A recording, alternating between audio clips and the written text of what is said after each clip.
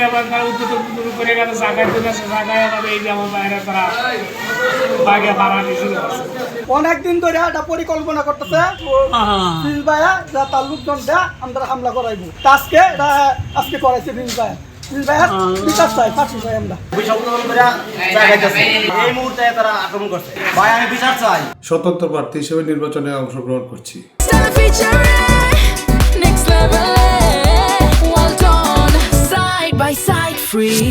এখানে দানিশ শেষের মনোনীত প্রার্থী সৈয়দ ইমরান সালেহ প্রিন্স ভাই এবং তার কর্মী সমর্থকরা বারবার আমাকে হুমকি দামকি দিয়ে আসছিল আমি যেন নির্বাচনে থেকে সরে যাই। আজকে আমরা দুবড় উপজেলার ঘোষগাঁও ইউনিয়নের এরশাদ বাজারে একটি অফিস উদ্বোধন শেষে ফেরার পথে আমার একজন কর্মী নজরুল ইসলামকে তারা অতর্কিত হামলা করে এবং ছুরিকাঘাত করে। তাকে দুবড়া হাসপাতালে নেওয়ার পরে কর্তব্যরত ডাক্তার তাকে মৃত ঘোষণা করে। স্বতন্ত্র প্রার্থী তাদের একটি নির্বাচনী গড় উদ্বোধন করার জন্য সেটিকে কেন্দ্র করে অন্য একটি গ্রুপের সাথে তাদের ঝামেলা হয়।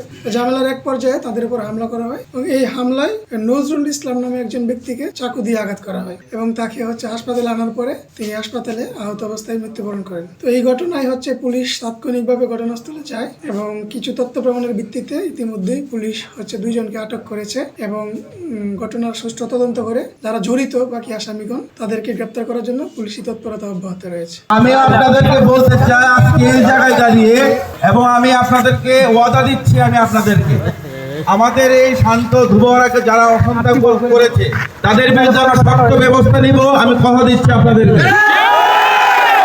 2 জনকে ইতিমধ্যে আমরা অ্যারেস্ট করে নিয়ে আসছি। অন্যান্য যারা আছে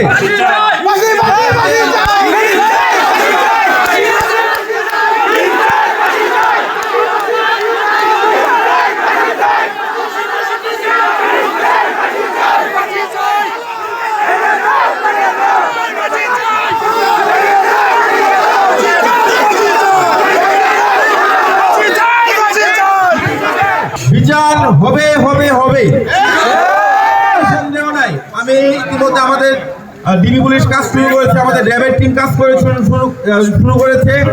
আমি আপনাদেরকে বলবো আপনারা যারা এখানে আছেন অনেকেই দেখবেন বিপক্ষ দলের কেউ এসে একটি বিশৃঙ্খলা করার চেষ্টা করতে পারে। আমি আপনাদেরকে অনুরোধ করব এই সমস্ত বিশৃঙ্খলাকারীদেরকে আপনারা যদি টের পান তাদের আমাদেরকে জানাবেন।